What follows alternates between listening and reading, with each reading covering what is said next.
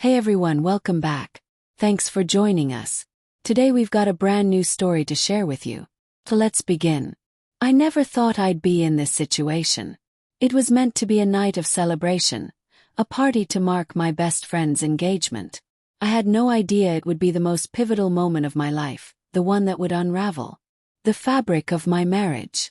The day started like any other, but there was a real buzz in the air. My friend Sarah had planned an amazing engagement party at one of the best venues in town. I'd been looking forward to it for weeks. My husband Mark and I had just got back from a long holiday, so I was really excited to let my hair down after being cooped up for so long. Dressed for the occasion, I felt a rush of anticipation. I wore a stunning red dress that hugged my curves perfectly, and it made me feel confident and alive. I couldn't wait to catch up with old friends, sip cocktails and dance the night away. Mark noticed my excitement and smiled, his eyes sparkling with love and admiration. He had no idea I had other plans for the night. When I got to the venue, I was greeted with laughter in the sound of clinking glasses. The room was filled with familiar faces and the atmosphere was buzzing with joy. I found Sarah, who looked radiant in her white dress, and we hugged each other tightly in the first few hours. I mingled and enjoyed the food and drinks. I had a couple of drinks and felt the warm glow of the alcohol loosening my inhibitions. As the night wore on, I noticed Jake, an old colleague who I had a crush on at the time. He looked just as handsome as I remembered him, with his dark hair and charming smile. Our eyes met across the room and I felt a rush of nostalgia mixed with adrenaline. I knew I shouldn't, but I found myself gravitating toward him. It's been a while, Jake said, flashing that irresistible grin. Has you look great, I replied, my heart racing.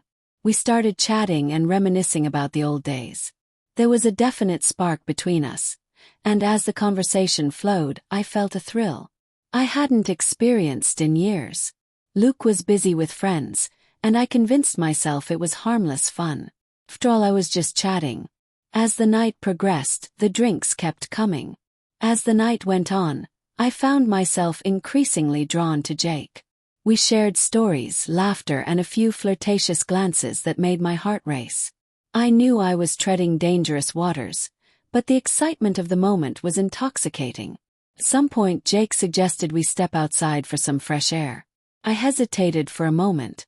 I thought about Mark, who was still enjoying the party, but my inhibitions faded, and I agreed to go outside for some fresh air. The cool night air hit my face and I felt alive as we stood outside. Jake leaned in closer, his voice low and inviting. You know, I've always had feelings for you, he said, his eyes searching mine. My heart raced, and before I knew it, we were locked in a passionate kiss. The world around me faded away, and in that moment nothing else mattered. When I heard a voice call my name, piercing through the blissful fog, it was Mark. Where are you? He shouted, concerned lacing his tone. Panic coursed through me. I pulled away from Jake, my heart pounding. Stay here, I'll be right back, I whispered to Jake, trying to gather my thoughts. I rushed back inside, my pulse racing, but it was too late. Mark had seen everything. His face was a mixture of shock and betrayal, his expression hauntingly etched in my memory. What the hell is going on? He demanded. His voice was low but furious. I stammered, I can explain. Explain, you were kissing him outside. How could you do this to me? The hurt in his voice was like a dagger to my heart. I felt tears prick at the corners of my eyes, but I knew there was no excuse for my actions. I'm so sorry, Mark, it just happened. I didn't mean for it to go that far, I pleaded. My voice was trembling. Mark's expression hardened. You didn't mean for it to go that far. You were flirting with him all night. I trusted you. His words hit me like a ton of bricks. I had crossed a line I never thought I would. I know, and I'm so sorry. Please, can we talk about it? This conversation about how you betrayed me in front of everyone was drawing attention from the other guests. Let's not do this here. Can we go home and talk privately? Home? I scoffed. Do you think I want to be anywhere near you right now? His voice was unbearable. I felt utterly shattered. My mind was racing with thoughts of what I had done and how I had jeopardized everything we had built together. Mark turned on his heel and stormed out of the venue, leaving me standing there in shock. I was left alone, surrounded by laughter and celebration, feeling like an outsider in my own life. I felt like an outsider in my own life. As the night went on, I realized I was increasingly disconnected from the festivities. I tried to rejoin the party, but every laugh felt like a reminder of my betrayal. I couldn't shake the image of Mark's hurt face from my mind. By the time I left, I went to the party. Feeling guilty and ashamed, I found Mark sitting in the car, his face buried in his hands. I whispered, "Mark, don't touch me," he snapped. "Get away from me." I felt rejected. I wanted to explain, but he looked at me with a mix of anger and heartbreak. "I need you to explain what happened and how you could cheat on me like this." "I wasn't thinking. I made a terrible mistake and I'm so sorry. You mean a lot to me," I pleaded, feeling the weight of my words.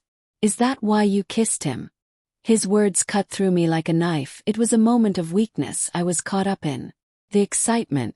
Mark shook his head, his expression resolute. "You can't just dismiss it like that. You don't get to do that to me and expect everything to be fine."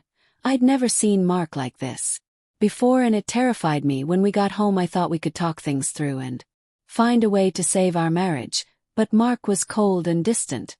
He said he needed some time to think before retreating to our bedroom and shutting the door behind him. I sat on the couch, overwhelmed by a whirlwind of emotions, guilt, regret, and fear. I had ruined everything, the thing I value most in my life. Hours passed and I tried to give him space, but the silence in the house was unbearable. Finally, I mustered the courage to knock on the bedroom door.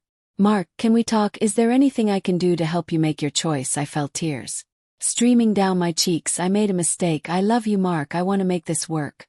"Is that what you call this?" he snapped, anger flashing in his eyes. "You don't treat someone you love like that. You betrayed me. I can't just pretend it didn't happen." His words hit me like a tidal wave. I felt helpless. "I know I hurt you. I'm sorry. I'll do whatever it takes to make it right." "I don't know if that's enough," he said, his voice cracking. "I can't look at you right now. I need space." He closed the door, leaving me standing there shattered. I sank. I ended up on the couch, feeling like I was spiraling into a dark abyss. The following days were a blur of anxiety and regret. Mark was distant, and every attempt I made to reach out was met with cold silence. I tried to make amends, sending texts and leaving notes, but nothing seemed to break through his walls. One afternoon, I got a text that really threw me for a loop. It said, "I need to talk. Can you meet me?" My heart was racing as I quickly agreed. We met at a nearby cafe. The air was thick with tension. Mark looked tired. His eyes were heavy with emotion. "Thanks for coming," he said. His voice was low. "I've been worried about you," I replied, trying to keep my tone steady. I try to keep my tone steady. "I've thought a lot about what happened." He began, his hands clenched on the table. "I've come to a decision." My heart raced with a mixture of hope and dread. "What is it?" "I can't stay in this marriage," he said, his words hitting me like a physical blow. "I need a divorce." The word echoed in my mind and I felt the world around me crumble. "Mark, please don't say that we can fix this. It's not about changing him. It's about protecting myself from getting hurt again. I can't live like this." Tears streamed down my cheeks as I realized the gravity of my actions. "Mark, please. I love you. I can't imagine my life without you." His expressions softened momentarily, but he quickly hardened again. "When trust is gone, it's not enough. I think we should part ways." The finality of his words echoed in my heart. I felt a sense of loss that was unbearable. We left the cafe in silence, my mind racing with disbelief. How had everything fallen apart so quickly? My heart felt heavy with regret, knowing I had thrown away. As the divorce proceedings began, I was overwhelmed by a range of intense emotions, including grief, anger, and guilt. I spent many nights crying myself to sleep, haunted by memories of happier times. My friends were there for me, offering support, but I found it difficult to face them because of the shame I felt about what I had done. I had let down not only my husband but also myself. As the months passed, I tried to rebuild my life. I threw myself into work and sought therapy to understand why I had strayed. It was a painful journey, But it forced me to confront my insecurities and the mistakes I had made. I learned valuable lessons about honesty, loyalty, and the importance of communication in relationships. It was a long road to healing, but I was determined to become a better person. I wanted to make sure I wouldn't repeat the mistakes of the past. Occasionally I would hear from Mark.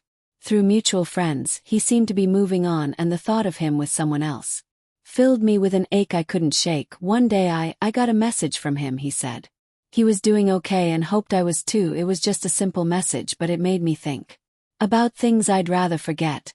I wanted to respond and tell him how much I missed him, but I knew that wasn't fair.